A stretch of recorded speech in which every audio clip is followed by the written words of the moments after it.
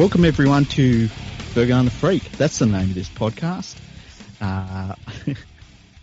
I'm the glorious LeagueFreak. I'm on this podcast. You've probably heard me before. This is episode 498, and I am joined by a Penrith Panthers supporter by the name of Nadine, who I've experienced the greatest moment that a Panthers fan has ever had in their entire lives. And it's been funny because it's been as me and Nadine have been friends. It's awesome. So thanks for joining me, Nadine. Thank you for having me. What's wrong with your voice? Yeah, I'm still suffering the effects of celebrating a little bit too hard last weekend. That sounds ridiculous, especially because I wasn't actually drinking either. Yeah. So I was sober. I had been driving. But I clearly did some real damage witnessing that comeback. So that's, yes. So this is what, day 6? It's still shocking. It's crazy. You went to the game. We were texting during the day, and we were a little bit nervous, but we were all right. And then you went and you got to the game and saw the NRLW grand final, which in itself was a fantastic game. What was that like? Yeah, it was really good. Ordinarily, we go to the grand final every year, regardless of who's playing, being footy heads that we are. Mm-hmm. We sit in the same spot every year as well. Mm-hmm. The one year that I chose to not sit in that area and sell those tickets to buy tickets in the Panther supporters area was 2020. So I will never, ever do that again. So yeah, usually get there, like gates open, make a big day of it, etc. But given how hot it was in Sydney last week, we got there for the women's game, and that was outstanding football. Outstanding football. Those women are amazing, and to play in that heat was something else, absolutely something else. So yeah, that was great, but there was such a big gap between the women's game finishing and then obviously the NRL game starting, or at least the ceremonies and all that kind of stuff, where they do the acknowledgement of the departing players or retiring players, and then the pre-game entertainment, etc. Yeah, it's a little bit of a shame that there's not more to do inside the stadium for those who are attending to fill that void. Yeah, no, I don't know why. It's something that Rugby League has had for a number of years. I remember when I went to the World Cup of Nines at Parramatta Stadium, and I think the semi-finals were at like 4:00 or something like that. And I was asked, like, oh, when's the final on? And I was like, it's been the next hour. And it was at like 9 p.m. that night. And it was silly. There were so many people left because they had hours and hours before anything was going on. And as you say, no entertainment, no anything. I don't understand why they don't, like, there really should only be half an hour between games in rugby league. And that's taken into account if you need to do, like, music and all that stuff, there's half an hour there to do it. You don't need like 3 hours or anything stupid to do that stuff. So I get how you're feeling, and especially when it was that hot too, like just sitting around hydrating the whole time, I guess. Yeah, well, I think the other thing is I felt that this year as well that the precinct activation was not as good as previous years either.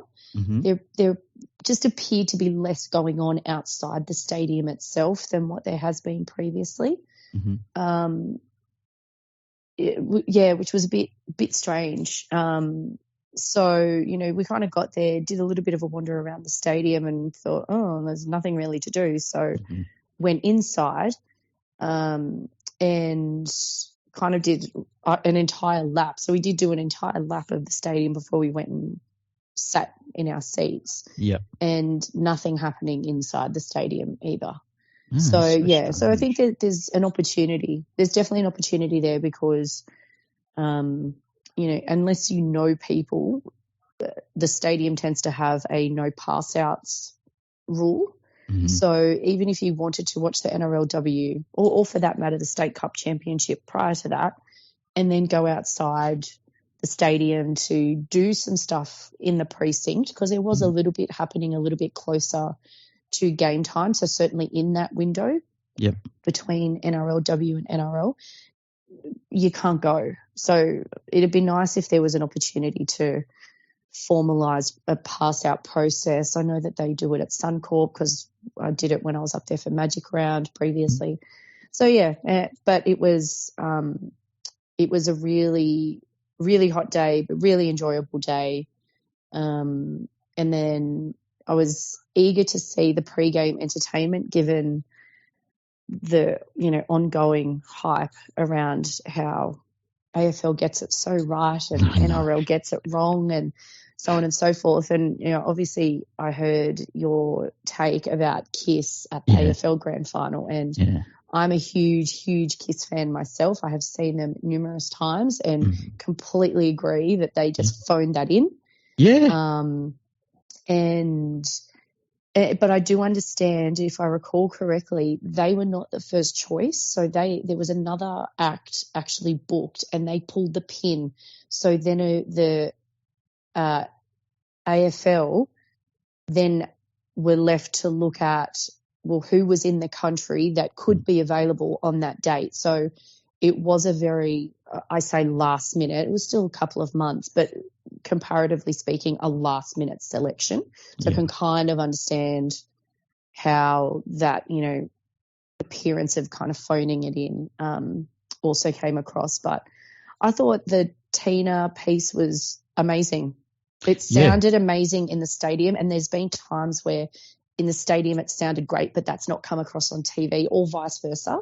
And I thought it was actually great. I would have been nice to maybe not have maybe the nutbush and have what you get is what you see. I think it would have been nice to have both the songs that were used in the rugby league promotion. I also think the nutbush for anybody that's gone to high school in Australia, we've kept PTSD about the nutbush, Well, the nutbush is one of those things one of those dances that when I had my wedding many, many, many, many years ago, that was on a list of do not play songs. And I remember some extended family members came up to me saying, the DJ will not play the nutbush. I said, yes, because I have told him not to. And they were horrified. That's so funny. Oh, shit. That's so funny. Oh, my God. That's brilliant. Yeah, when I agree with you. I thought the Tina Turner tribute was I don't like pre-game stuff. I just don't care. But I was locked into the whole thing. I thought it was amazing. I thought that the performer, whose name I don't know, but she was incredible. If she was back next year, I'd be like, oh, that's awesome, But yeah, when the nutbush come on, I was like, oh man, do I have to look for a partner now to dance with? Jeez. It was, but it was all, I think it was pretty good. I've got to say though, it took them longer to set up and pack down all the staging than the performance itself. Yeah.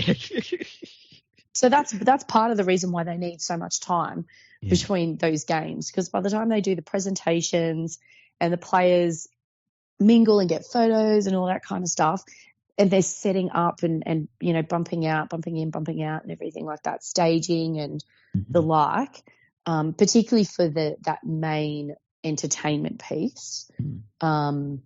It takes a fair whack of time. Yeah, it's and sometimes it's worth it, and other times when I saw the Kiss performance and they had this big they had them all on a big cross, and I was like, Kiss is supposed to be together, rocking the shit out of it, but yeah, I mean, I guess the other thing with Kiss performance too was you got to play a certain way in that sort of situation. And yeah, I mean, normally after a live Kiss performance, you want to be sitting there and you need a cigarette even if you don't smoke. and yeah, they phoned it in, and I don't put that on Kiss. So I just think it was the situation. So hot day. You've watched the NRLW Grand Final. We've had to wait. Tina Turner comes out. She sings and sets you up for just a nice, relaxing footy game to watch. Yeah, just totally relaxing. Let me also point out that the seats that I sit in every year, except for the Melbourne game where I sold them and bought in the Panthers supporters bay, have been above, not right in the midst, but close enough above the opposition. Okay. So last year, seated immediately above all the Parramatta supporters. This year, seated immediately above all of the Broncos supporters. So it can be a very unhappy space to sit. And it gives you a really weird sense of, or a warped sense of what the supporter base is in the ground, because you're essentially sitting in the opposition's territory. So it feels like the support, there's no support for, if it's your team, or for the other team, if, depending on the circumstances. So, so that was interesting. And it was really fascinating, even in the NRLW game, because obviously a lot of the fans had started arriving. Yeah. And you think all 3 games being played last week were all essentially state of origin. It was all, Queensland, New South Wales. And so that was even fascinating as well, because that was the end that a lot of the Newcastle supporters ended up in for the NRLW. So you had this dichotomy of all the Newcastle supporters were at that end for some reason, but you also had the Broncos supporters. And so that was really strange in the NRLW game, because everyone was cheering at the same time. But yeah, it was really, as they're doing the team announcements, and I'm starting to get more nervous, and I'm texting a few people and things like that. And, they start doing the team announcements, and it genuinely felt like the entire stadium was pro Broncos. and I don't know whether that was accurate or not. I get that, having watched the telecast back, I don't get the feeling it is, but that's what it felt like. So that was fascinating. Obviously the loudest boo was for Jerome. And the usual Luai is a wanker chant started early. And yeah, it was just interesting. It was very interesting. Like the first 10 or 15 minutes, you could, there was quite the grind. You could see that the referee was going to be far more lenient than what we are obviously used to in regular season games. And that wasn't sitting well with the Broncos supporters that were making themselves very vocally known. Yep. I'm sure that at the other end of the stadium, the Panthers supporters were also doing the same thing, but can't really speak for that. But just when Mitch Kenny scored the first try, where I was sitting was actually the very front row of the upper elevation at the northern end of the stadium.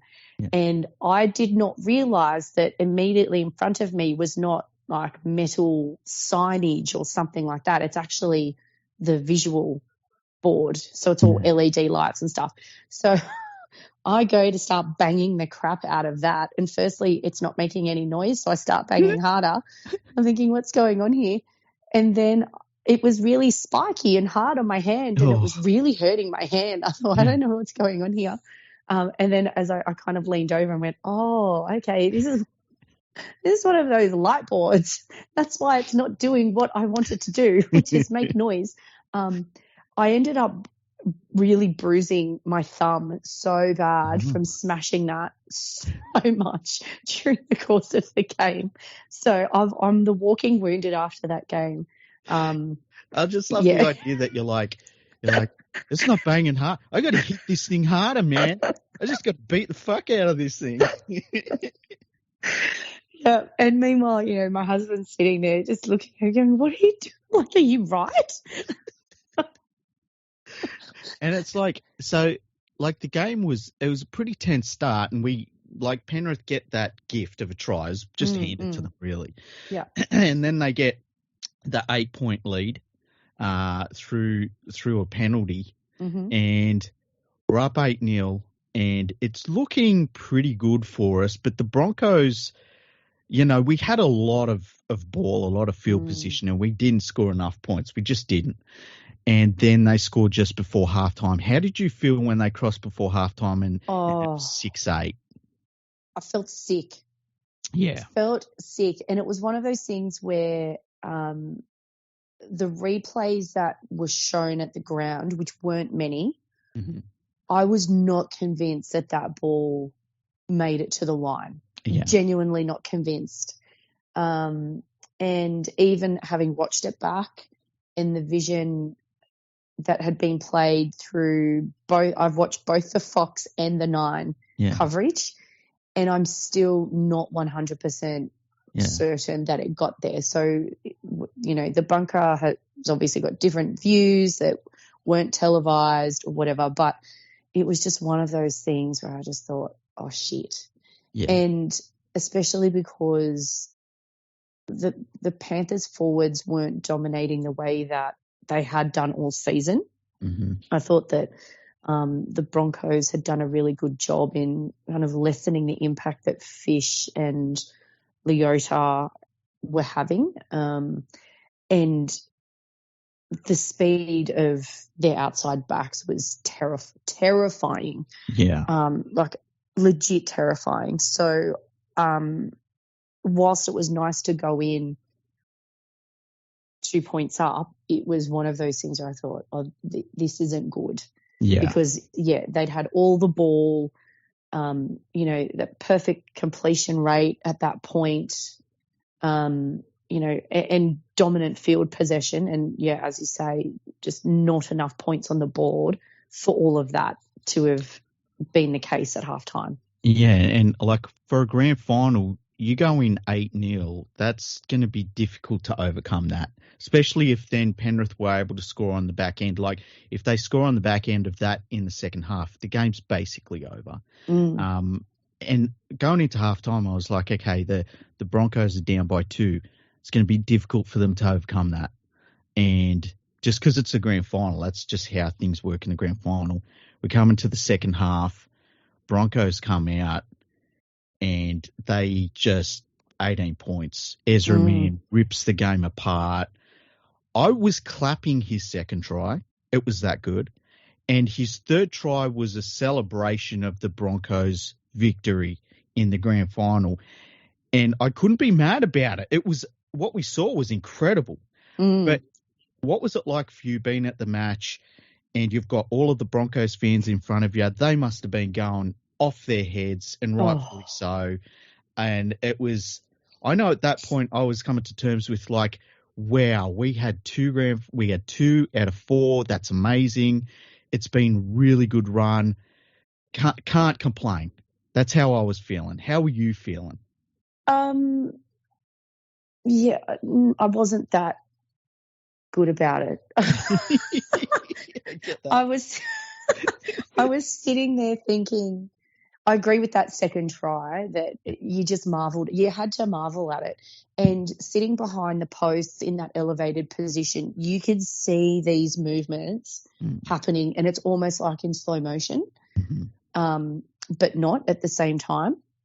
And I just remember thinking, after that third try, and, I know the messages started. I know I messaged you and said, that's it, we're done. Yeah.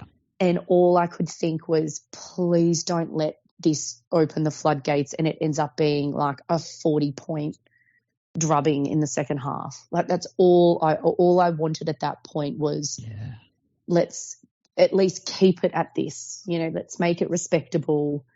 Just dig in. I probably wasn't in that, or certainly wasn't in that same headspace of, oh, well, we've had a couple of good years and that's really great. It was more just like, please just salvage something out of this game.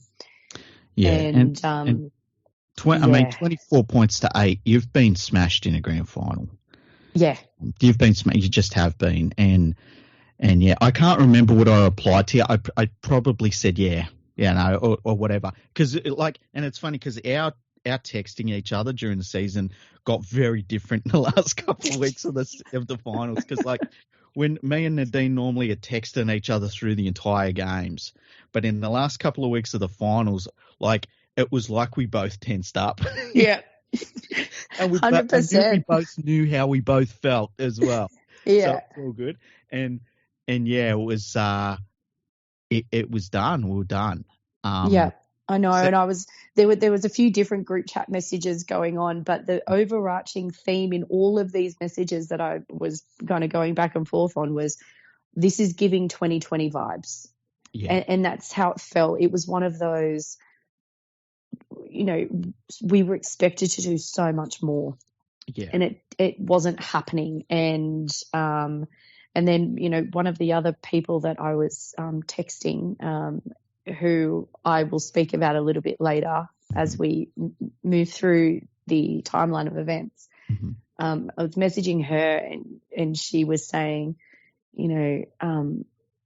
something to the effect of, what really shits me is that, everyone's been against us all week, and, even the Premier wasn't happy to get on board and support, the New South Wales team. And so she was at that point, had essentially resigned the fact that this is going to be a loss. Yeah. But also B, that, nobody wanted to jump on the bandwagon. Yeah. Yeah. And that was really shitting her. And then I found myself getting really shitty about that too. Oh. So I'd gone from this despondency, don't even get me started on my poor daughter, who was sitting there, genuinely had tears forming. Yeah. And I'm got steam coming out my ears. She's looking like she's about to break down, and there's my husband taking a video because. And he's a Canberra supporter, so yes. I don't know if you've talked about it with him, but there's got to be a tiny, tiny little bit of the footy fan in him that's like, it's about fucking time. Well, the added complexity to the dynamic is my daughter's godfather, so my husband's best mate, is a rabid Broncos fan. Oh, okay. Rabid. I mean, the banter between he and my daughter all week was next level. And most people, if they were to look at these messages in isolation, would say, you can't speak to a teenager that way. She gives it back, so it's fine, but rabid. But it got to the point where, my husband's sending these videos to him, and I'm just looking at him saying, "Oh, mate, that's not okay. No, that is not okay. You cannot do that." But yeah, it was just, sitting there, head in hands, thinking, where did this go wrong? Yeah. How did the best defensive team in the last 4 years, who has not leaked more than 14 points a game on average, just get slammed? It was mind-boggling. Yeah, and it was over so quickly, and on top of that, Yo's off the field, Sorensen's off the field, Luai's gone now. His shoulder couldn't handle anymore. Well, and funnily enough, having watched it back, I'm pretty sure he did that. So, it was completely done in the 4th minute of the game. So if you go back and watch the game, just the first 5 minutes is fine. It's where he makes it's I'm going to say it's a try-saving tackle, but it was where I think it was Stags came out of their own in goal. So Nathan had put through an amazing kick. I thought he'd actually grounded the ball when he kind of slipped or whatever in the in goal, but it wasn't ruled that way. And watching it back, that clearly wasn't the case. And so he's come charging out of his in goal, and Jerome puts this hit on, which obviously stops him in his tracks. And when he gets up from that, you can actually see he's carrying his left arm. Yeah. And so for him to then carry that for as long as he did, because he got it needled at halftime, hoping to be able to play through, and obviously that didn't eventuate. But yeah, no Sorensen, no Yo, no Luai, and Tungo had been off the field as well. Yeah, and it, like, basically it's all falling apart at this point, and then Nathan Cleary breaks through and Moses Leota's there and scores. And it, you know what I was thinking was, like, at least the scoreline's respectable now. Correct. Exactly the same. Exactly the same. And then something shifted. And it was, I don't know what it was that shifted. I mean, apart from a mindset thing, obviously, like I've read, everyone's read every article under the sun since last Sunday, but something shifted, and it was like,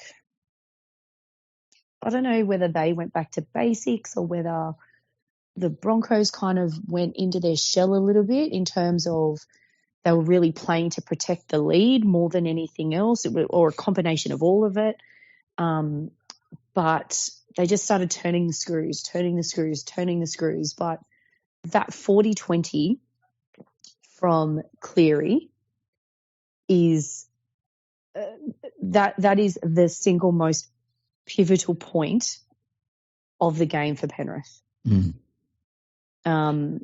Without doubt. Well, in my opinion anyway, without doubt. Well, it was a moment where, like, it was a signal that, like, we're not just going to let this game play out. We're coming for it, and it was, I mean, he absolutely nailed it. It was something like a 35-15. Like, he nailed it. And everything had to fall into play. Like, there couldn't have been a dropped ball. There couldn't have been a penalty. There couldn't have been a bad play the ball. There couldn't have even been, like, a pass that wasn't great and it stopped a player and made them hesitate. Everything had to fall into place from that point on. And it started to. At what point did you start crying? I don't know whether. Oh no, I did get a bit teary. When did I? And I think I was more reacting to my daughter's reaction. Okay. And so I think when Crichton scored, and that was a real statement try. Like, especially when you watch that back, that was the way he drilled that ball so hard into the turf. It was not funny. And I thought, oh, we're on here. And I know that's when the messages between us started firing back up again. And it was like, oh my God, what is happening? Yeah. And I think it was at that point, and funnily enough, that's also when the southerly started absolutely blowing through that so stadium. Glad you brought this up, because it was talked about on the game coverage. And I don't even know how to explain it, but it was almost as though it was like the moment in a horror movie where the monster's coming and the wind starts blowing through and there's stuff blowing across the field. Oh my God, it was insane, insane. So that southerly started blowing through just before that Crichton try. And I remember thinking, like, fuck, Nathan's got to take this kick kind of from the sideline, and this wind is insane. Like, you know how they've got those inflatable KFC buckets behind the posts? Yep. And that it holds one or two spare balls and I think the water for the touchies and stuff. That thing got blown from pillar to post. Like, they actually ended up taking it off the field altogether because it was, at one point it was like on the 20-meter line. It was ridiculous. And you can see on the telecast that there's rubbish just being blown right through, right across the stadium. And But it was so eerie Yeah. that it happened at that point. And then when Nathan kicked that goal with that wind the way that it was, and he just sat and waited. Like it was like watching, like archery or pistol shooting or something like that at the Olympics, where you know that they wait or they train themselves to shoot between their heartbeat, and things like that. For me, it felt like that. He sat and he waited just for the wind to die down enough before taking the kick. It was so odd. Wow. And, like I've got my daughter looking at me like with this dare to dream kind of look. And I was like, oh my God, like this there's a chance here. Like, but I was still having that 2020 vibe. Yeah. Because that's exactly what happened in 2020. Yeah, there was that chance, but it was exactly. Yeah, I felt the same way. I like when Crichton scored, I was like, "This isn't." And I'm crying the whole time. This isn't happening. Like it just can't be. And we're down by 4 points when he kicks it, and I didn't think that this was a comeback moment. I didn't think we were going to win it at that point either. Like, and then. And the Broncos aren't playing bad. No. Like, they're playing pretty fucking good. Yep. So, take me through. They're on the Broncos line and they're really putting it to the Broncos. Yeah. And that's when I started thinking, oh my God, right? Did you see the gap open up? Yep.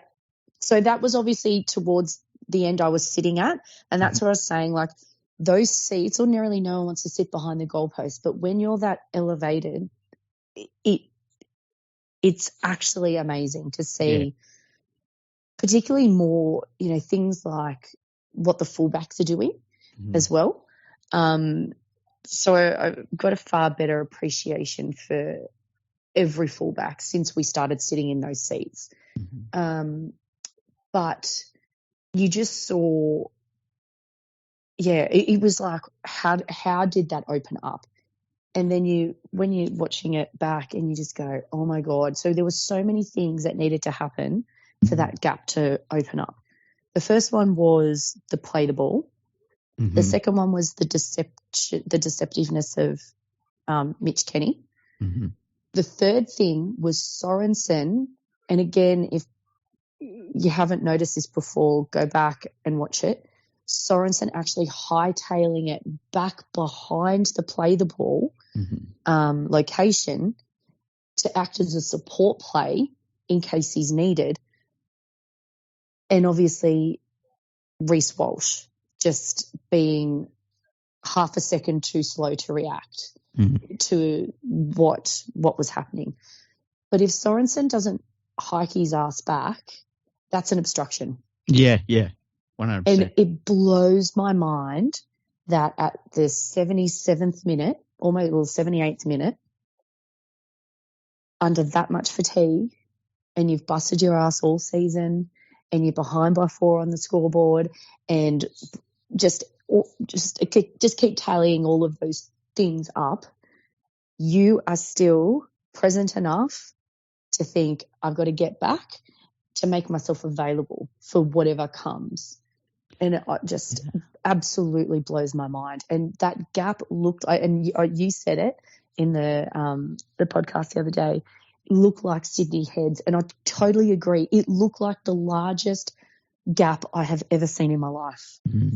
And to say that I didn't learn my lesson about the fact that the visual board in front of me was glass and spiky and didn't make noise, I did not learn that lesson, or in that moment I had forgotten, because I tried to smack that so hard. I actually think I ended up with a piece of glass in my thumb because I picked something out. I was like, oh, something's really sharp in there, and I managed to dislodge it. And then that was it. It was on from that point. It was just absolutely on. My daughter's pretty much in tears. I think husband's got the phone out doing more filming. It was ridiculous, absolutely ridiculous. Yeah, it was like this moment where I was thinking about it today where, like, if you said, oh, you know what, my club, it was in second place and it had to win its last game of the season to win the minor premiership. That alone, it would be like, man, that's so cool that happened. And every other thing we've done through this entire run, like if you took one little part of it, it would be so cool to have a club that did that. And to have all of the things we'd done back to back and all that, people are already saying that we were probably the best team in the modern era. But if you win 3 straight, it's undeniable. Undisputed, as they Undisputed. To have the biggest comeback in grand final history on top of that, and to do it in a game that was so high quality, and like both teams played really well, and the Broncos, like they were unbelievable, especially in that second half. To have that as well, I lost my mind, and I can't imagine what it was like at the stadium. You've got all these Broncos supporters in front of you it's just this nightmare that I can't even imagine. And the stadium must have just exploded. Like, what was it like? Yeah, it did. So it was at that point. No, it might have been the Crichton try. Mm-hmm. It might have been the Crichton try where that was the first time in the entire game where I thought, oh, there are people here supporting Penrith. Like, it's not as one-sided as I thought it was in terms of support at the ground. And I think that even the neutrals at that point, the sheer volume of sound was being driven by disbelief. Like, what has just happened? And the only other time I have heard a noise like that in a grand final was 2015. When the Cowboys scored in the corner. Now, that was at the opposite end to where I sit, but still. That's only other time it's been like that, where it's just been this almost visceral noise. Yeah. And it's visceral because you've got the elation of the Panthers supporters. You've got the disappointment, the shock, the dismay, the whatever, all of those feelings from the Broncos supporters, and everybody else is in absolute disbelief that what have they witnessed? Yeah. And I've seen vision of Jonathan Thurston on the sideline. Essentially, that was him. Like, what have I just seen? This is insane. Yeah. So then we're obviously carrying on like absolute muppets. And I don't care. Yeah. And, obviously, there's hugs and there's, all this stuff going on. And then they start doing the presentation and, sorry, let me go back a bit. I've heard a bit of stuff this week about, Panthers being, yet again, they're arrogant. They took so long to go and shake the hands of, the Broncos players, and not everyone did this and not everyone. I was like, nobody goes and shakes the hands of the opposition after a grand final immediately. It doesn't happen. It doesn't work that way. Yeah. And it irritates me that they'll find something to pick on. And I get it. The Panthers are the new kids in the tall poppy syndrome block. It was the Roosters. It was Melbourne before that. It happens. Yeah. But I remember seeing them going and thinking, oh, that's great that they're doing that. Yeah. Because all their families are on the field at this point and they're still doing that. So obviously they're all lined up and, we're having discussions, amongst the group that I was there with, who's getting the Clive Churchill and blah, blah, blah. And we were all genuinely thinking it would be Ezra Mam. He would be another one of those winners of the Clive Churchill from a losing team situation. Yeah. And I don't think anyone would have been mad about it. No, not at all. Not at all. And in fact, like, I don't think I've ever watched a grand final where you could absolutely legitimately have given it to 6 different players and on 2 different teams, and whoever they gave it to out of any of those players, I would not have said a single word. They all deserved it, every single one of them. And yeah, I like 3 tries in a grand final is absolutely, especially the way he just tore the game open. It was crazy. And yeah, I like when they actually did give it to Cleary, that probably surprised me more. I don't think I was surprised. I thought they were giving it to Edwards when they said it, and he's got the second club shirt. I was like, oh, Edwards got it. No, I knew it was.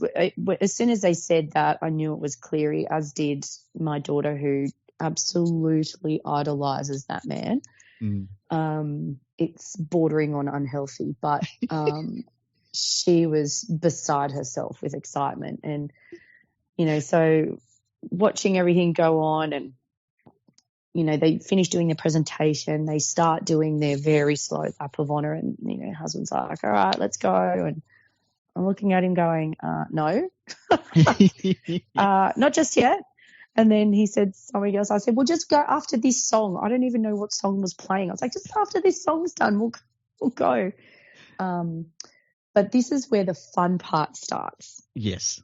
So I am exceptionally fortunate to have some very, very, very good friends that I have met through the gym that I train at, which most people know is Mark Geyer's gym. One of those people is a sponsor of the Panthers. I won't say which one, but and that afforded me the opportunity to go back to the club after the game to the official after party with the players families, with some of the sponsors, not all of them. There was only a couple of them. So obviously you need to be one of the bigger name sponsors. And that is one of the highlights of my life, without fail. So,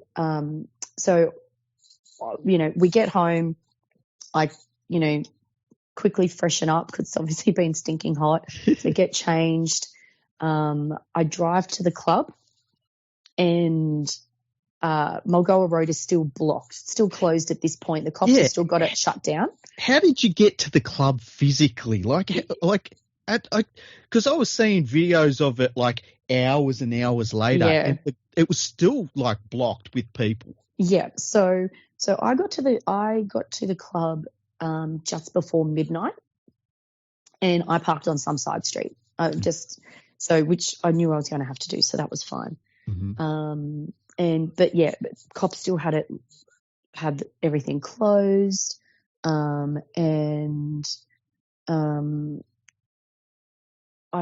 there's fireworks being let off in like Jammo Park, and the cops don't even care. It was great, to be fair. So anyway, I go to the back entrance of the club, and those that know the club know where I'm talking about. And to get to the back entrance, I'm having to walk past the main entrance. The main entrance has got people queued up for 100+ meters. So for those who know the club, it was obviously down past iFly and around the bend towards where you go to Aqua Golf. And it was not nice and single file. It was bunched up. I have never, ever seen it like that, ever. Yeah. And so I'm like, okay, just strutting my way. See you later, people. Go into my little back entrance. Meet my friends there. Got my wristband, all this kind of stuff. Which was, once you had the wristband, that was it. Because that would basically, that wristband there would have been like, you could have gone anywhere in the club almost, hey? Well, yeah, exactly. And so at this point, the police had actually shut the club down in terms of taking anybody else in. Yeah. Because it was at capacity. Yeah. But for us. So, so I got in, went into, we got ushered through the club into Evan Theatre, and that was, having to show the wristband at all these different checkpoints. That was where everything was due to happen. So players arrived at about 10 to 2, give or take, and then it was on. It was just a massive, massive, massive party. Ivan said a couple of really brief words, but I had every intention of trying to get heaps of photos, but it actually didn't feel right when I was in there to do that, because this was a space for those nearest and dearest to actually let their hair down, to celebrate what had just happened, etc. So I did get a couple of photos, a couple of videos. One has gone on social media, and that was a photo of the actual trophy, not the replica, nothing like that. So that has gone up, and that will be the only one that goes up, because I am not going to be disinvited to anything because I've posted stuff that I shouldn't have posted. It was just it was a giant party where, the players just let their hair down, all their family, friends. People got, they were happy to take photos with everyone. Everyone could get photos with the trophy. Wow. The goggles are the best thing ever. Yeah. And I do have a photo with the goggles. So I did acquire, I borrowed a pair for a photo. I didn't steal them. I gave them back to the player I took them from. Yeah. I also got to physically put on one of the premiership rings, it's so cool. which is amazing. So Mitch and Kenny, you were saying it's heavy. It's super heavy. So Mitch Kenny was very obliging. Yeah. Bless him. It is quite heavy. It's obviously quite large, but very small. So the majority of players, if they want to wear them, so to speak, they would have to get them resized, because the only finger they really fit on is maybe their pinky, or if they've got tiny little hands, maybe their like pointer finger. But and then I got to, chatting to a few players. Brian To'o had all of his rings on a necklace. Yeah. And so he showed me all of his. Because they're on a necklace, I didn't ask to put them on. Yeah. But it was so cool that they actually all had if they have previous rings, they actually all had them. Yeah. Like even Scott Sorensen had his one from the Sharks. So that was pretty cool. Yeah. But yeah, like it was just, and I got to see the Clive Churchill medal, like up close and personal. Yeah. And yeah, it was just really fun night. So I pulled up stumps at about 5-ish, about 5, I think it was. Came home, had a couple of hours sleep, before getting up and going back to the ground for the fan thing the following day.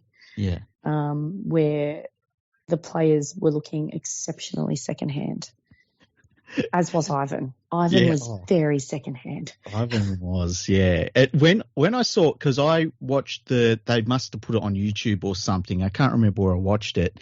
And Ivan come out and I was like, has Ivan Cleary been drinking? Like, he just doesn't seem like the sort of person he seems like the sort of person that would have one quiet beer, and he obviously didn't. Can confirm it was not one. So funny. And then, did you see him on the Today Show? I did, yes. Oh my God, that was hilarious.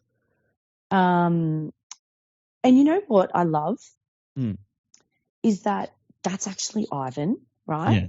But because he doesn't play up to the media the way the media would like him to, everyone thinks he's a dick. Yeah. But that's also very Wayne Bennett-like. Yeah. Like Wayne Bennett behind the scenes is actually a really funny guy. Yeah. And Wayne Bennett's players love him. Like you don't hear of many players that say, "Oh, Wayne Bennett's a dick," like, or they might think he's a dick, but they will respect him. Yeah. And I feel like Ivan's kind of the same. Yeah. But he was just, in the very few brief words that he said when they first got back to the club. Now, unbeknownst to all of us in the room, the players had already gone out to like the mezzanine space, which has ended up being all over YouTube. And people are cheering for him and, he's playing up to it. And we didn't know that had been happening. Mm-hmm. But, he said his few brief words and then I think he closed it out with something like, "Now let's get on it," or something like that. And I was like, yes, Ivan, yes. And the fact that he was so willing, I use that word a little bit loosely because I'm not sure how willing he was, but he was so willing to do that interview in the state that he was in with Channel 9 tells you everything you need to know about Fox and the relationship that is just non-existent with Fox because of the constant hatchet jobs and things like that. So, so then the fan day then on the Monday, which was very early, it was a 9:30 a.m. start. Yeah. So I've got to say that was exceptionally early. It was the earliest it's been for the last 3 years that they've done these things. But, standard thing, everyone's standing there. They call, announce the players one by one. The CEO of football says, "Oh, James Fisher-Harris has got laryngitis, so he won't be saying anything today," and everyone's laughing. And then Ivan's still clearly very tired. And, he's saying his bit and then they, the CEO spoke about what the redevelopment or the refurbishment rather of the stadium will look like and, saying that the western stand, so the tunnel side will be fully demolished and rebuilt. And there'll be a stand erected behind the southern hill, but retaining the hill. So that'll be interesting to see that design concept. And the eastern stand, which is the stand that currently houses all of the corporate boxes, is largely just getting a bit of a lick of paint. Yeah. And no changes to the northern hill, which is the family hill. So that I thought that was really cool that he used that day to actually make that kind of announcement. Sorry, pardon me. I thought the other thing that was pretty good was as you were driving, if you're driving around past the academy, they had gone to the effort of putting up a couple of two rather large tents just for, the Panthers Mad Monday celebrations to occur somewhat away from prying eyes. Yeah. I know that they did go to a few establishments around the area on Monday, but they were all closed to the public, or they don't usually open on a Monday anyway, irrespective of the fact that it was public holiday and things like that. So, or they just closed them for private function. But what I thought was hilarious was the coaching staff had arranged for a team meeting for 8 a.m. on Wednesday morning as the round out to the season. So it was like, right, team meeting, 8 o'clock Wednesday morning. And the reason for that was presentation night was Wednesday night. So they didn't want the players to be coming to presentation night absolutely still drunk from Sunday. So they thought that, at least it meant that the harbour cruise that they were doing on Tuesday and then whatever they did after the harbour cruise, they would need to pull up stumps at a particular point in time to at least go to this team meeting. Then they did a 2-hour signing session where they were signing all of the memorabilia that's obviously now being able to be purchased and things like that. Mm-hmm. But there were still some players who didn't make it to the presentation night. Yeah, and I know who they are, but some of them big names, some of them not so big names. That's fine, but absolutely hilarious. I don't know how any of the players made it there. Like, I didn't get how. I think I had 2 beers during the game. That was it. 2 stubbies as well, and I was such an emotional wreck for days after. I think by the time the presentation day come around, I was back to being all right again as a human being. But to think how hard they partied, just the game alone, the game was a monster of a game, how hard they partied and stuff. Just sitting there in a suit having dinner. I don't know how they did it.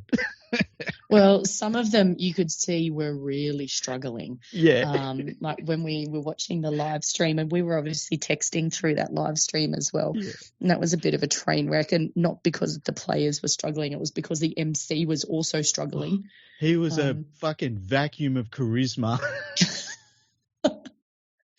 It was like he had not seen the script or his whatever notes he was referring to at all prior to actually taking that gig. Now he is, so if people don't know, the MC, he's the same MC they use in the Chairman's Lounge for every home game. Also happens to be sport presenter on the Today program. So should be au fair with speaking in public and reading things. And yet he was really failing on every level. Yeah. It was not good. I wonder, because if he works at the Chairman's Lounge, he must be good at that. But, yeah, the presentation night, it was oh, man, it was rough. It was really rough, especially when you went between that and you had Darcy McDonald was interviewing players in the background somewhere, and they're lighting up for her. She's talking about footy with them, and they're smiling and laughing with her. And then this guy was talking to these players, and they're literally backing up from him and giving him yes/no answers. Yeah, I know. No, Darcy was great hosting that live stream, live stream piece. But I think some of the fascinating things that have come out since the game, and I know that I was texting you about this, obviously the Jerome Luai one that I mentioned, where I'm fairly certain his shoulder was gone within the first 5 minutes. Mm-hmm. The fact that Nathan Cleary played 70 minutes with a torn PCL blows my mind. Yeah. Blows my mind. And my husband has done his PCL. Yeah. And I know what he was like. Yeah. And I get that adrenaline allows you to do things that, once your adrenaline stops, you just can't do anything. Mm-hmm. And it was evident to me at the after party that he'd clearly been injured because he was limping. And it was getting progressively worse as the morning dragged on. Mm-hmm. But it blows my mind more, especially in the context of what he was able to deliver, particularly in that last 20 minutes. Yeah. And it won't go up there with, the broken jaw of Sattler or the broken cheekbone of Burgess. Mm-hmm. Or even where was it? Webke essentially played with a broken arm. Yeah. It's not. It probably won't go into folklore the same way, but damn, that's showing some intestinal fortitude that most humans don't have. Yeah, it was crazy to find that out. And like, it was funny because you were messaging me because when he didn't kick that goal that Crichton kicked, and you're like, and obviously we all knew something was wrong with Cleary, and it's like, what's the deal? What's the story? And Channel 9 was given zero information. I don't know if the club was being quiet about things or what, but like nothing that Channel 9 didn't tell us anything about any of the injuries at all. It was really weird. And then like when you find out after the game, and it happened so early on, insane, just absolutely insane. Yeah. But even the Adam Reynolds injury, I use that term loosely because I've not heard anything after or since about, was he injured? Was it just like a burner of sorts that you can get like in your hip? Like, did his sciatica just flare up? Because he looked gone for all money. He did, yeah. Like literally just writhing around the field like he was going to need to be carted off. Yeah. And so it blew my mind then that, he was obviously in a fair bit of pain. And for him to still come out and deliver the way he did, especially with those goal kicks, there was a couple of kicks he had to do from the sideline. Mm-hmm. Which he nailed. And by the way, when he's nailing them, I'm like, oh man, this is him having his moment where he's like, I kicked all these goals, people. Yep. I don't want to hear about that game where I missed a goal ever again. I know, right? So it's really interesting, just, all those little subplots and things like that kind of come out after, after the game. But yeah, it's so fascinating. I don't quite know what to make of the last week. Yeah, and especially like in this area, it's been beyond crazy. Yeah, and that's a reaction I've seen basically across most people that watch the game, where they're like I can normally break down a game technically pretty well. And yeah, I've watched the replay, especially of the last 10 to 15 minutes of the match over and over again this week, every single day. And I still watch it. I'm like, what the fuck is going on? Like, it's just this, it's like the football gods just said, this is going to happen and it's going to make no sense. And that we're not even going to curse the Broncos with anything except for the result. But they're not going to have a player that you look at and you go, oh, wow, he dropped this or they knocked this on here or something. The Broncos played fucking well even as the Panthers were coming back. And it makes no sense still that the Panthers won that game. And, like, I can't believe that team is our team, because I know that you've sat through seasons where remember that season where we won the Wooden Spoon under Royce Simmons, and man, that season fucking sucked to go through. And then we won the premiership in 2003, and then we had the Matthew Elliott era immediately after that, which was its own thing. And this is literally, if you wrote down the dreams that you could have had for the club, they would have all been these sorts of things. And I'm talking about extreme dreams where you say, okay, these are the dreams for the club, and they hand it back and they say, no, go even further than that. All right, I'll put in biggest grand final comeback ever, whatever, And we've had every single one of those things that you could have ever dreamed of happen in the last 4 years. Yep.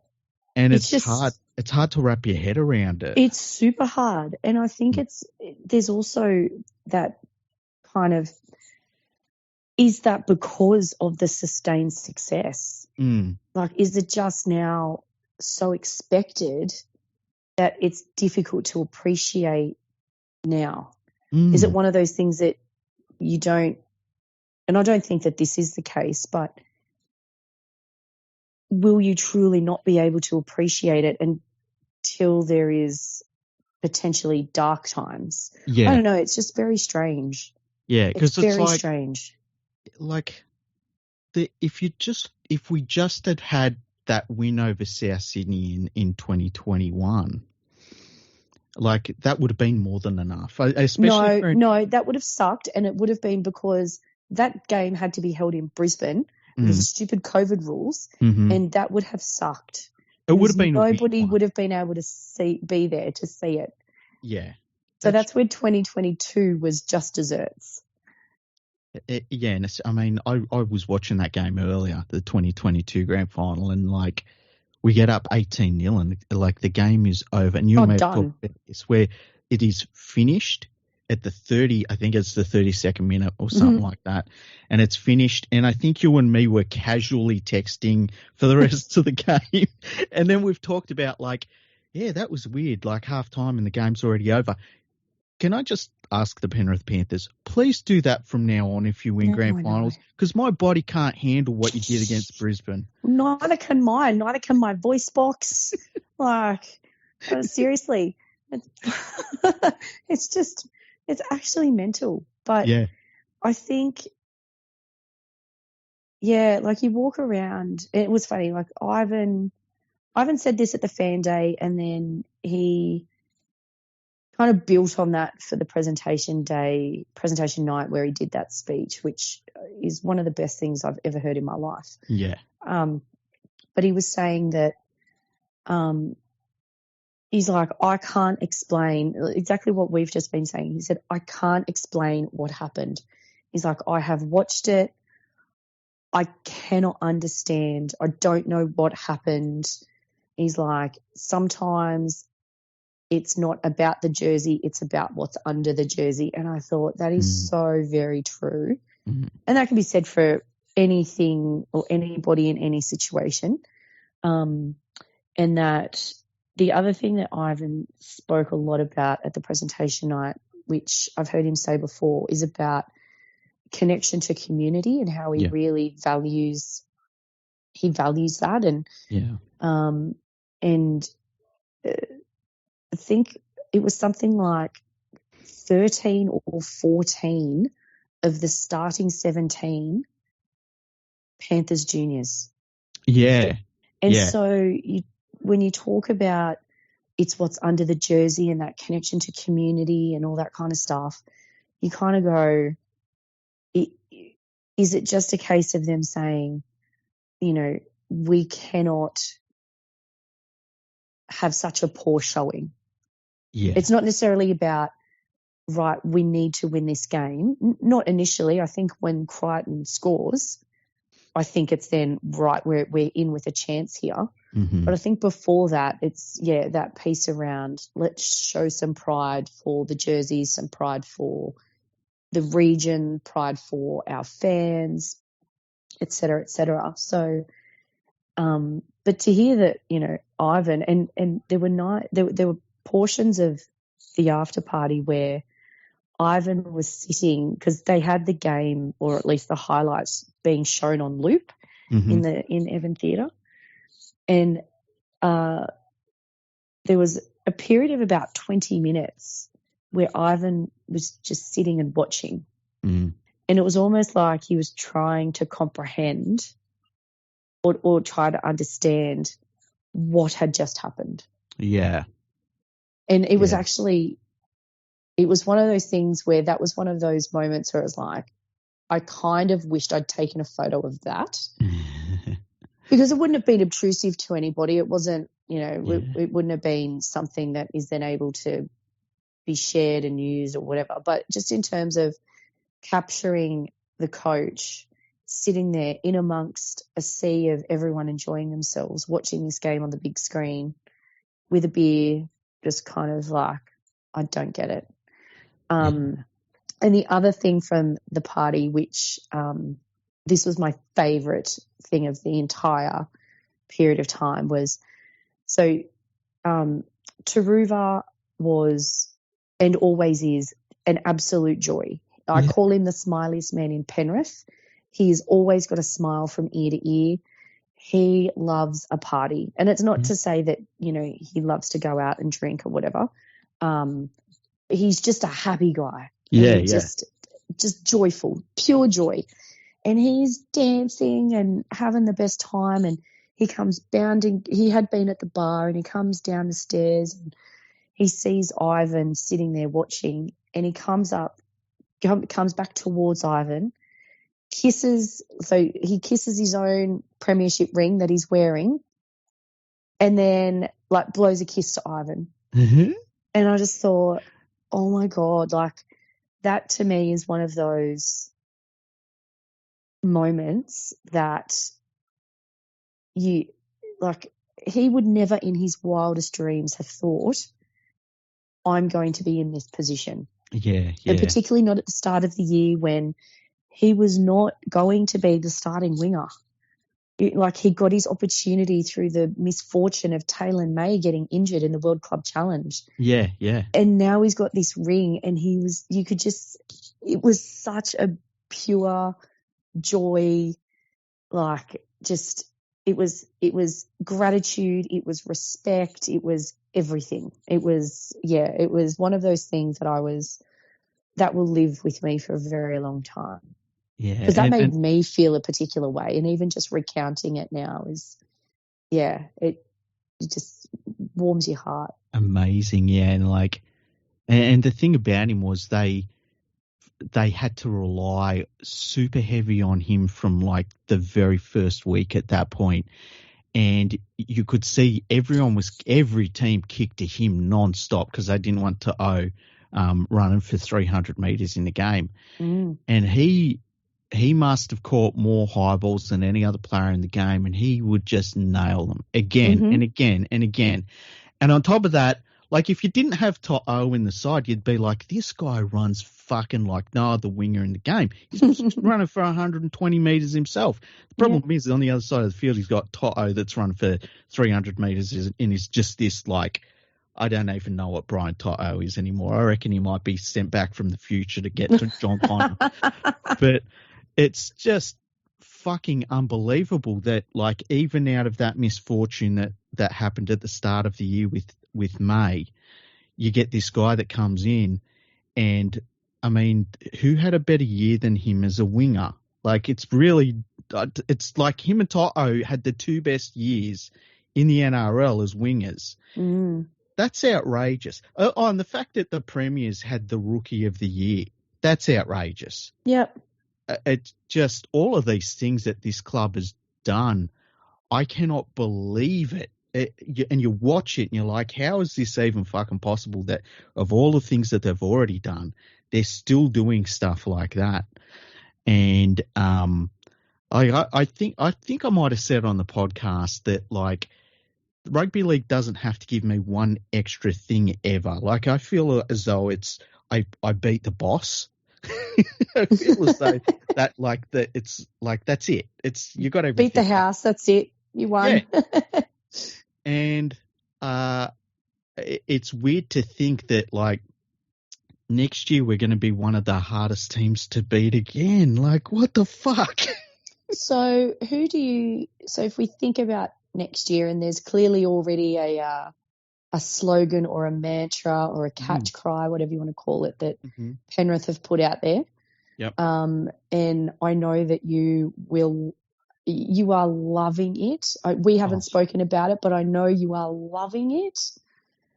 I'm ready to play so many dress ups. Oh, I can see it. I'm looking at like dozens of things I'm going to take pictures of. I need to get a 1/6 scale Panthers jersey to put on so many things. You just get one of those like stubby holder things. Yeah, that's a good idea. That's a real good idea. I know, right? And I've got like, and yeah, as soon as they started saying it, I was like, yes. Yes, I know. So for those who aren't in the know, the term that was used quite a lot at the presentation night was "May the 4th be with you." So we can see that this is what's going to happen. But how do you see the team taking shape next year? Like, so we lose Crichton, and that's huge in that every single big game he's ever played in, he's just been if he hasn't been the best player on the field, he's been second best player on the field. So taking that out of the side, but I think people are going to be shocked by how good May is. I think May's a real special player. And, you know, from there, like, we've got all of the key players in place. Like, Tungor is going to be better because before he got injured later in the season, he was starting to throw people around. He was starting to go to somewhere special. So he's going to be better. All of our key players are in place. We've got two of the best wingers in the game. I think the thing that is going to be huge is how the depth comes through. And I feel as though we need somebody off the bench that's maybe a hard running second row, can play a bit of prop, and I think we're going to have that. There's a guy that I know you know about that's probably really well suited for that role. And our depth was like decimated over last season, and I think that this season you saw a little bit of that. Now, lower grades didn't perform quite as well. But in terms of who it's going to be, I think the Broncos will be incredible next year, and it's kind of like we were in 2021 where we learnt from the grand final. So I think that there's part of me that feels as though in a normal situation you'd say they'd be the team to beat. If it wasn't for the fact that, like, fucking Jason Voorhees is in a black jersey and you can't kill him outside of that supernatural thing. And honestly, for every other club, like the Storm are going to be pretty good, but I think that they're in a different place right now. I don't rate the Roosters. I think it'll be interesting to see if the Eels can maybe get back in some way, but I don't see them being better than the Storm. So I think it's going to be Panthers, Broncos again next year, and we're going to see if the Broncos, how they go from what happened to them. And I think they'll be good. I think it'll make them, and I think they will win a premiership. If it's not this coming year, it'll be in the next few years. But I still think it's Penrith and Brisbane. Like, what do you think? Yeah, I think it'll be interesting to see how Ivan replaces Crichton. And so, because the whole game plan and how they play will have to change. Yeah. Because I think Taylor May just slots into Crichton's position. He's bulked up quite a lot as a result of the rehab process. And so he's almost a back rower. Like he is like, it's ridiculous. His nickname is Tiny because he is a huge human. Yeah. So I actually think he'll be one of those like big barnstorming centers. Yeah. Not dissimilar to Burton. Probably be bulkier than Burton, but, you know, with that frame, that bigger frame. But he doesn't have that athleticism that Crichton has. Yeah.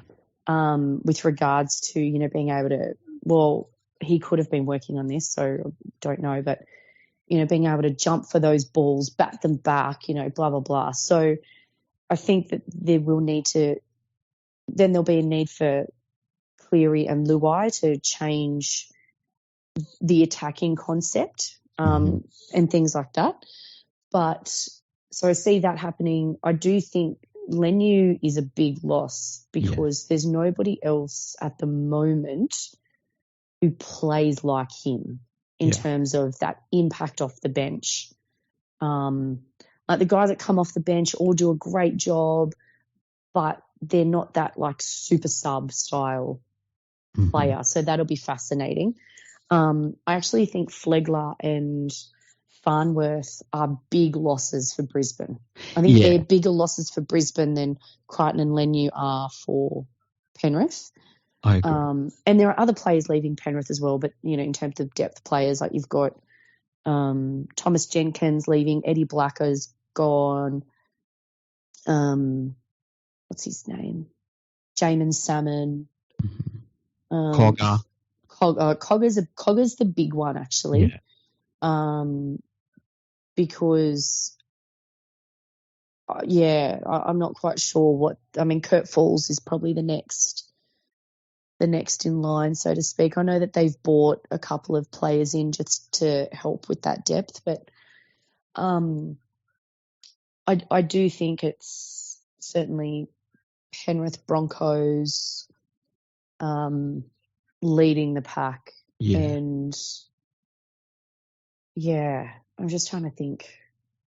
Like the Storm, I think I'd really love to see the Warriors have another crack. I just don't know whether they've got it in them to do it again. Yeah. I think that they'll be a finals team for sure, but because they had a really good run towards the end of the year and completely earned their place where they ended up.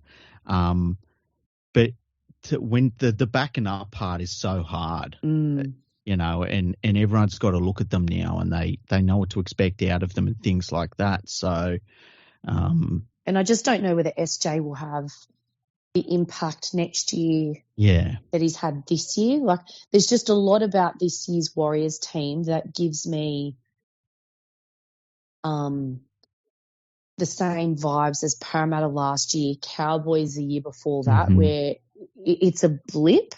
Like, it's more an anomaly performance than what is par for the course. Yeah. And I don't care what anyone tells me. And I know that the Cowboys need to travel as well, but that travel's got to take it out of you. Like, it's international travel. It's not domestic.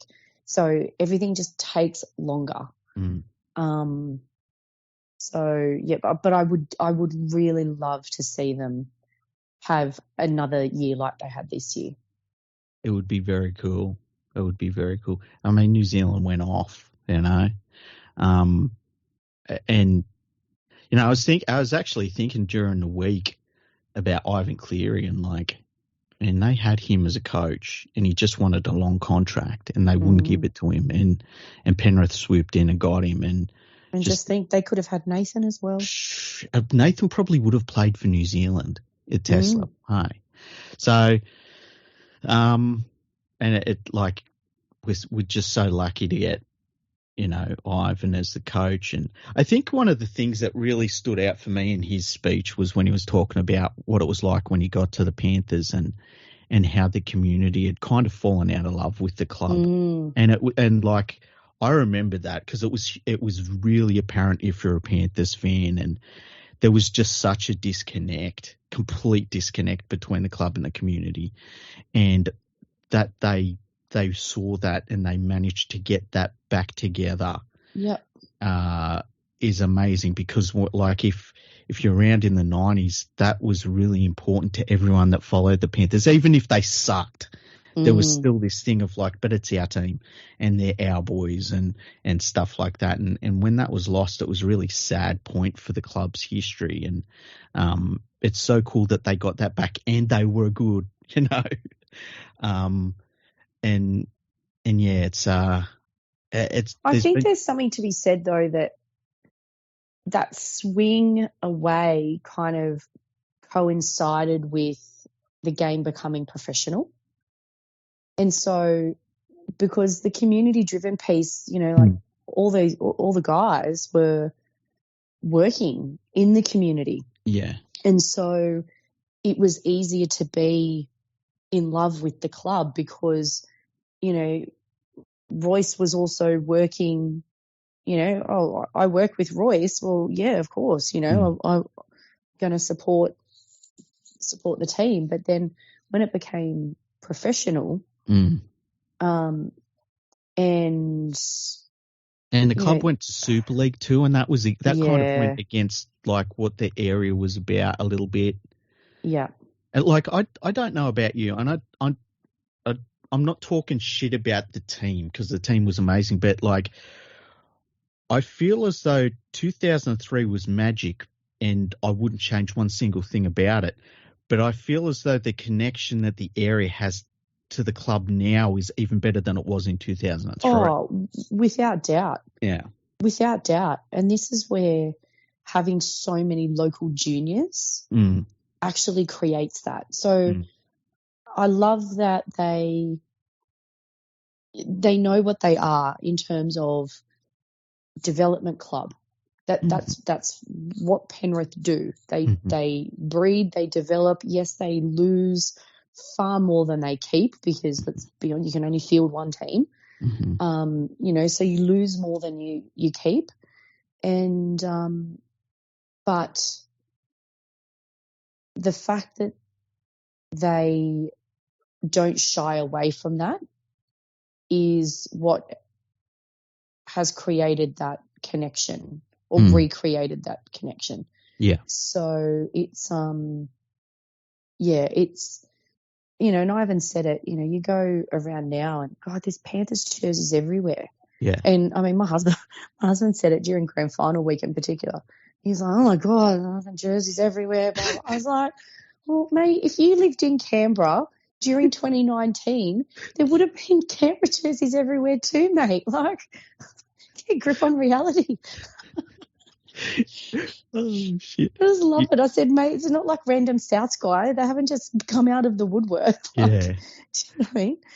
So, yeah, it was just but there are jerseys everywhere, I've got to say. And even, and it used to be like that in Penrith. Like shops would have Panthers colours on them. Like cars, trucks, they'd have Panthers colours or flags or didn't matter what. And that and it all went away.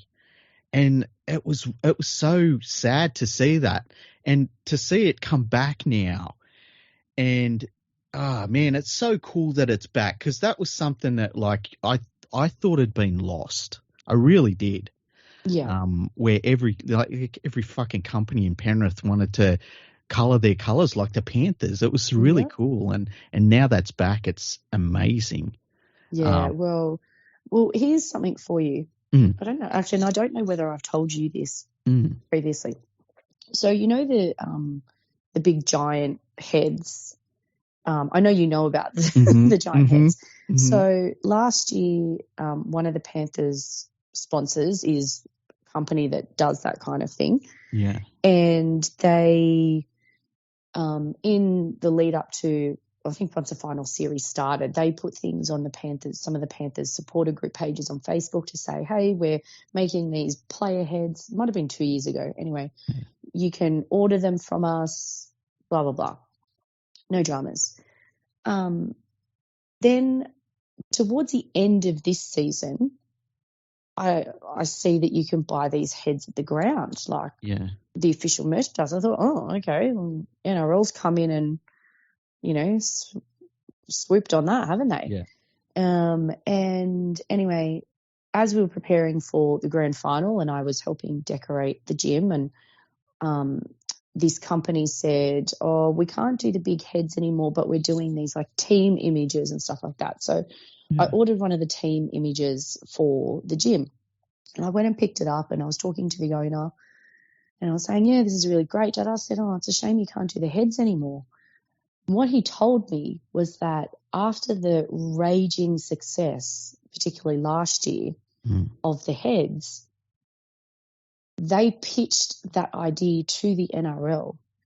And so now they are the ones that are making all the heads for every team for the NRL. Oh, wow, that's cool. Yeah. That's really cool. I'll need to get the name of that company because I need to purchase one. So, but I just thought this is a local business who had an idea, saw that there was an opportunity, and then pitched it to the NRL, and the NRL has said, yeah, we like it. Now, obviously, the NRL's making some money off it as well and all that kind of stuff because it's all now properly licensed and it's got NRL logo around it and stuff like that. But I think that, that's one of those community things, and it would be good, I'm sure, and I would like to hope that there are stories similar to that across every club with, sponsors and the like. But, this is not a big name sponsor. It's not a, it's not a Coca-Cola. It's not a, a big multinational. This is essentially a mum and dad operated local business. Mm-hmm. And they've sponsored the Panthers for as long as I can remember, Mm-hmm. at least 10 years, if not longer. But yeah, so I think, when you hear stories like that as well, that's what helps drive that connection to community, because people will be willing to support those businesses that are supporting their club. And it's probably a bit easier in places, certainly like Newcastle, obviously Brisbane, Townsville, over in New Zealand, obviously for Penrith, where you're somewhat isolated, and almost regional to a degree, and that obviously becomes a little bit more difficult for the clubs that are condensed into a very small area. But now we just need to wait for Pacific Championships to start to have more football on our screens. Yeah, this is the first weekend for a long time without footy, and I don't care for it. No. But man, I'm still processing the grand final. I think I've watched it twice now, and the highlights I must have watched a dozen times, like the last 10 minutes, the last half of the game, stuff like that.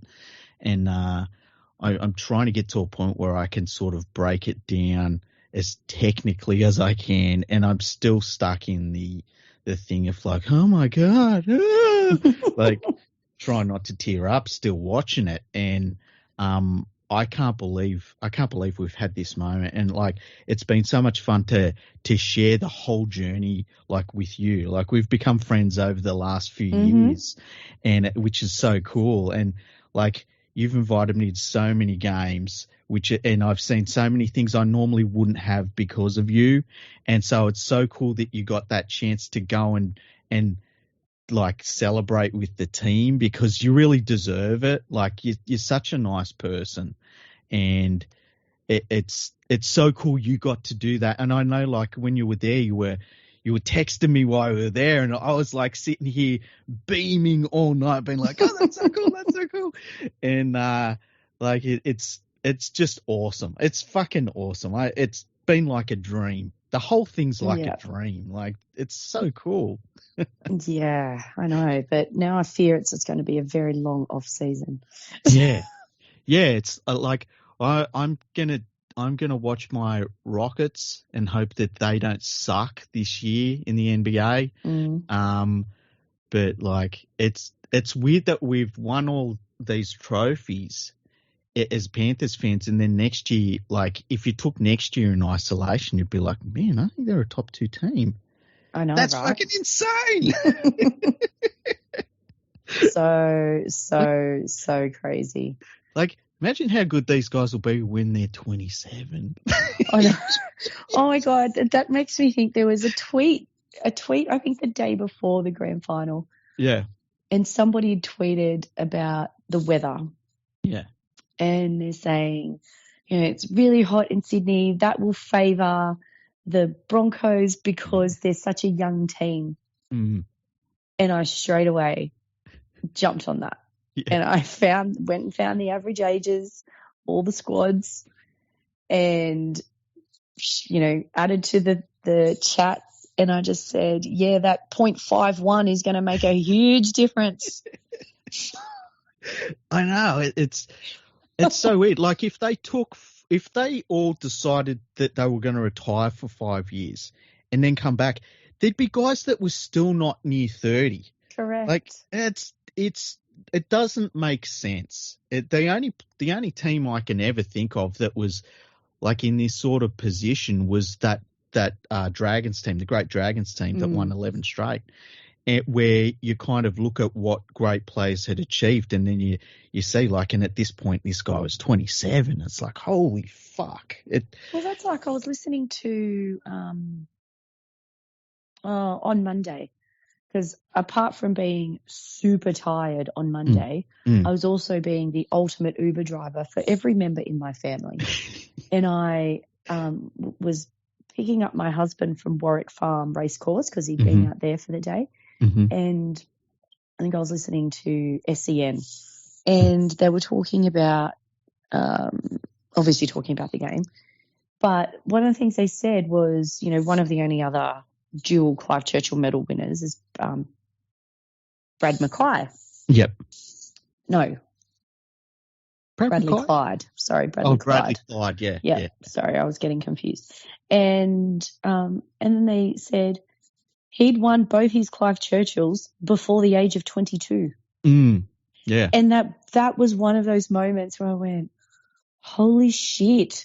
And there are going to be players in this Panthers team, okay, not Clive Churchill medal winners, but who have had this level of success and may not have it ever again. Yeah. Like Bradley Clyde, his career was not cut short, but his career changed with a really shocking head-high tackle in the 94 Ashes series. Yeah. And he was like top 3 player in the world.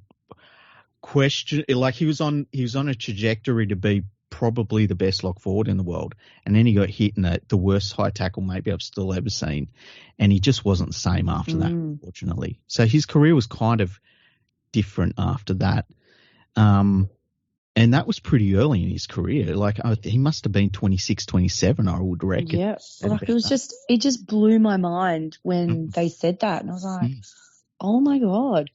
And so, I mean, they weren't saying it to downplay what Nathan had done, because they were kind of saying, he's 25 and blah this and blah that, and then they were saying, well, Brad Clyde was 21 when he won his second Clive Churchill. Like that is insane. It really is, yeah. Insane. A lot of the things that Reg Gasnier did are like that, where I think he was the Australian captain when he was like in his early 20s. Yeah. And it was, no one questioned it. It was just like, of course it's him. I think it'll be the same thing with Pat Carrigan, actually, where he's going to be a really young Australian captain, and not one person is going to say, oh, it's going to be like, of course it's him, and like, imagine when Tunga was 23.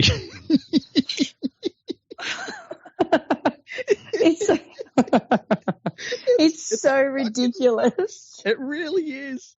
It really is. It is so, like, you think, like, who's the oldest Panthers player? I think is it Yo? It's Yo or Fisher Harris. And they're like 28? Yeah. I mean, go away. That's so dumb. Like they were saying something about Nathan, and then they said blah, blah, blah, and it's like, he's not even 26 yet. Like, I know. I was saying he was 26 all year. No, he's fucking only 25. Yeah, he turns 26 in November. It's crazy. It is. This is the thing. I'm just like, wow. And like, he's been captain of that team since 2021. Yeah. So he was a young captain as well. Ooh, I've got a question for you. Oh, I've got a question. Oh, geez, Louise. I feel like this is going to get me in trouble. No. Because this is the question for Panthers fans, right? Oh, okay. And it's, okay. Oh, God. Here it is. Is Nathan Cleary now the best halfback in Penrith Panthers history?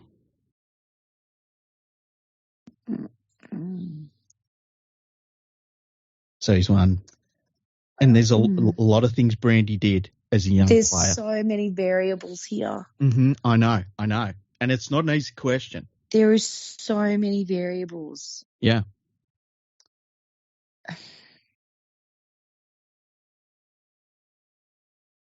It's and you have to,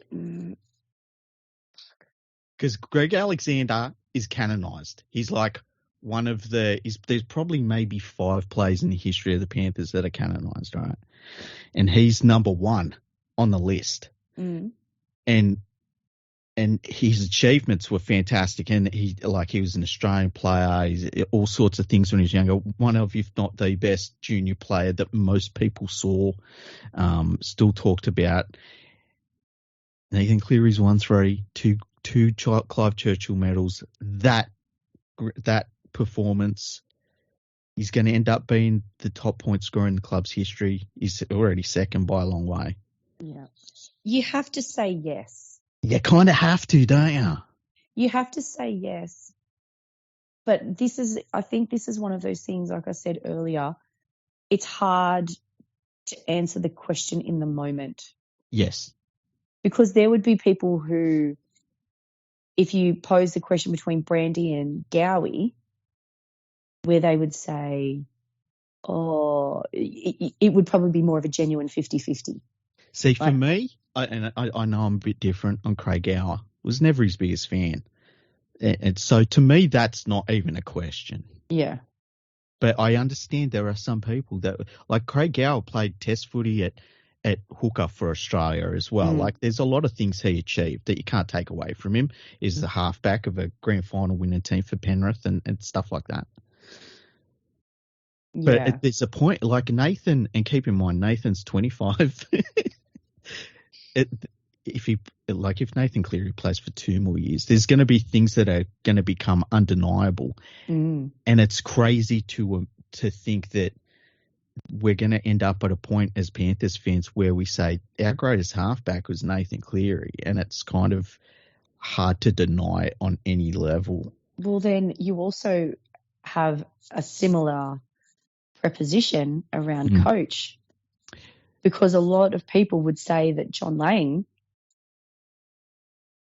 was one of, if not the best. And now Ivan has now got to be spoken about in the same sentences and breaths as Bennett, as Bellamy. I mean, someone the other day tried to compare him to Jack Gibson. I thought that was probably a bridge too far, but that's, it's the same kind of dialogue. Yeah, like 5 grand finals with 2 different clubs, winning 3 of them, 3 in a row, and it's still happening. Like there's a lot of things there where he's at least, like with say and Bennett's has been over a longer period of time, but he didn't win the 3 in a row. No. So, but he's in that Bellamy Bennett sort of area at least. He's at least a step back from those 2, and he's got time to catch them up. So, it's crazy that we're even talking about this stuff. Honestly, it is insane. It really is. But have you managed to get yourself to the club to see the display? Not yet. I'm purposefully decided to wait, and I'm going to do it sometime mid next week. Then I think I'll be able to see the display and not cry in public. Probably a good choice too, because school will be back and you won't need to worry about kids being everywhere. Yeah, and so that was a purposeful choice. And I can't wait to see it. I've seen other people's pictures. There was a dude posted a picture on Twitter, I think it was earlier yesterday, and I retweeted it and was like, oh, shit. Because I went and saw all of the trophies we had last year, and it just didn't even make sense to see like a wall of fucking silverware that we won. So now to see the three grand final trophies in a row. And the JJ Giltinan, don't forget that. Yeah, that's there too. And my God, when you see that thing in person, it's beautiful. I remember when we won that one again in 2020, I think it was when we won it, the first one of this run. Was that when we won the first one? Yeah. Yeah, and I teared up when we got handed that. I could never. I was at that game. That was a game against the Bulldogs at Accor Stadium.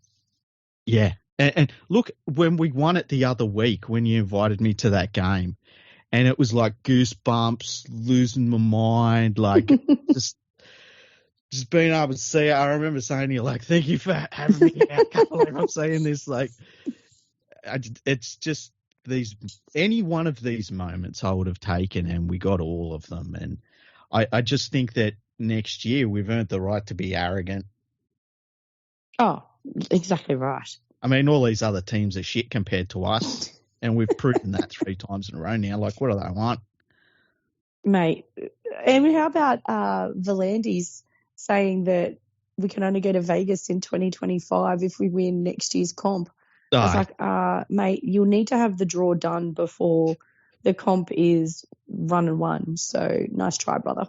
Yeah, he's adorable. Did you see? Someone needs to teach him how to wear pants. I like, what the fuck was the go with that? Oh, I know his body shape is a little bit different, but come on, man, you got to wear pants, right, man? Oh, far out. Well, I am so glad we got to do this. I knew eventually we'd do a debrief, even if it wasn't the podcast. Yes. it was because I know we both needed it. And like I said, like the last couple of weeks of the semi-final and then the grand final, like I know we were both sort of keeping it together.